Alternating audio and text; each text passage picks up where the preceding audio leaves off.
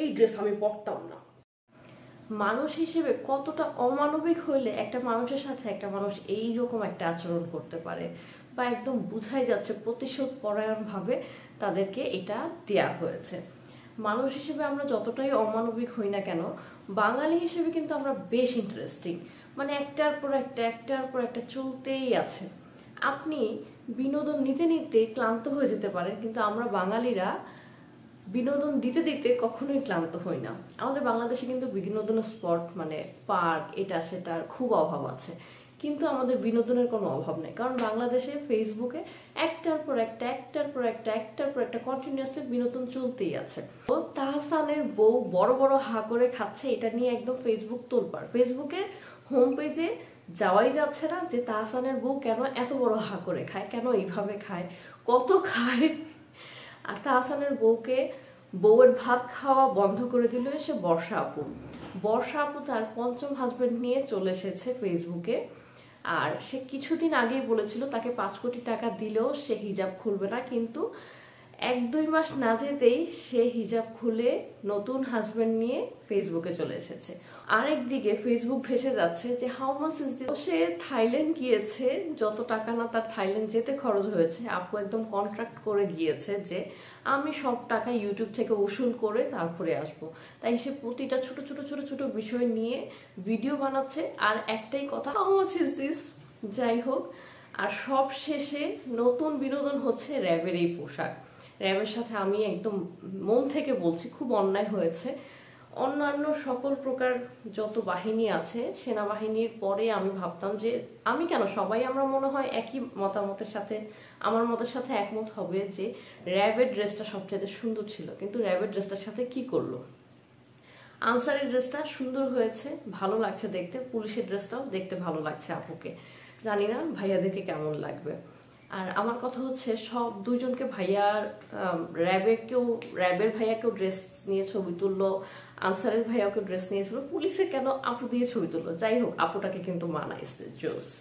কিন্তু সবার দুঃখের কথা হচ্ছে র্যাবের ড্রেসটা এমন কেন। মানে এই যে যারা আপনারা ড্রেসটা সিলেক্ট করেন তাদের তো মানে একটু একটু চিন্তা করে এরকম ড্রেস সিলেকশন গুলো করা উচিত, কারণ এই ড্রেসটা তো অনেক মানুষ পরবে, তাই না? বা যাদের এই ড্রেস সিলেকশনের কমিটিতে যাদেরকে রাখা হয়, তাদেরকে যারা রাখে তাদেরও একটু চিন্তা ভাবনা করা উচিত যে ওনার নিজের ড্রেস সেন্স আসলে কেমন, বা উনি যে ড্রেসটা সিলেক্ট করছে এটা যে পরবে তার কাছে কেমন লাগে। এটা তো একজন পরবে না, পুরো একটা বাহিনী, র্যাবের সবাই পরবে, তাই না? ভাইয়ার এক্সপ্রেশন দেখে বুঝে যাচ্ছে এই ড্রেস আমি পরতাম না। তো মজার যে ব্যাপারটা হচ্ছে, আমার নিজেরও এরকম বেশ কয়েকটা এক্সপিরিয়েন্স আছে। আমার মনে হয় আপনাদেরও জীবনে 2-1টা এরকম এক্সপিরিয়েন্স তো থাকবে যে পছন্দ হয় নাই কিন্তু সেই ড্রেস আপনি পরতে বাধ্য। আমি যখন অনার্স ফার্স্ট ইয়ার শেষ করে সেকেন্ড ইয়ারে উঠেছি, অনার্সে কিন্তু বাংলাদেশে তেমন ন্যাশনাল ইউনিভার্সিটিগুলোতে কোনো ড্রেস কোড নাই। হঠাৎ করে আমাদেরকে এই আনসার মার্কা একটা ড্রেস দিয়ে দিল আমাদের কলেজ থেকে, যেই ড্রেস আমাদের কারোই পছন্দ হয় না, এমন অদ্ভুত কালার।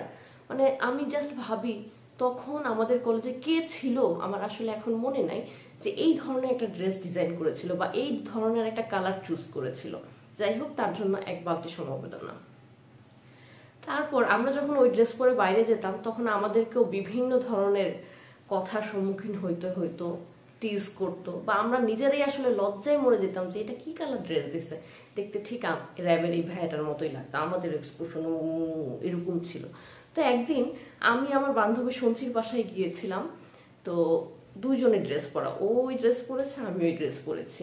তো ওর বড় আপু সোমা আপু আবার আমাকে অনেক আদর করতো, আমরা যারাই বান্ধবীরা যেতাম খুব মজার মজার নাস্তা খেত। তো ওই ড্রেস পরার সাথে সাথে সোমা আপু বলতেছে যে ওই দেশের বাড়ি থেকে মানুষ আইসে করে নাস্তা দিয়ে। মানে আমাদের অনুভূতিগুলো এরকমই ছিল যে আমরা যে এই ড্রেস নিয়ে কথা শুনছি। এখন লাস্ট কথা যেটা, সেটা হচ্ছে এই যে র্যাবের সাথে এই অন্যায়টা হয়েছে বা এই অবিচারটা হয়েছে, এই অমানবিকতাটা হয়েছে, এটা আসলে বাংলাদেশের কেউই মেনে নিতে পারছে না। এটা আসলে চেঞ্জ করা উচিত, এই ডিসিশনটা পুনরায় নেওয়া উচিত। র্যাবকে এই ড্রেসে কেউ দেখে বলতেছে যে হায় আল্লাহ, এটা কি দারোয়ানের মতো লাগে, কেউ বলতেছে হায় আল্লাহ র্যাব এই ড্রেস পরলে র্যাবের কেউই মানবে না, কেউ বলতেছে অর্ডার দিলাম একরকম অনলাইনে আর ডেলিভারি পাইলাম অন্যরকম, ব্যাপারটা এইরকম। তো যাই হোক, আজকের এই ভিডিওটা আপনাদের কাছে কেমন লাগলো, আর এরকম মজার মজার ভিডিও পেতে আমার চ্যানেলটার সাথে থাকবেন। সবাইকে অনেক ধন্যবাদ। আজকের মতো বিদায় নিচ্ছি। আল্লাহ হাফেজ।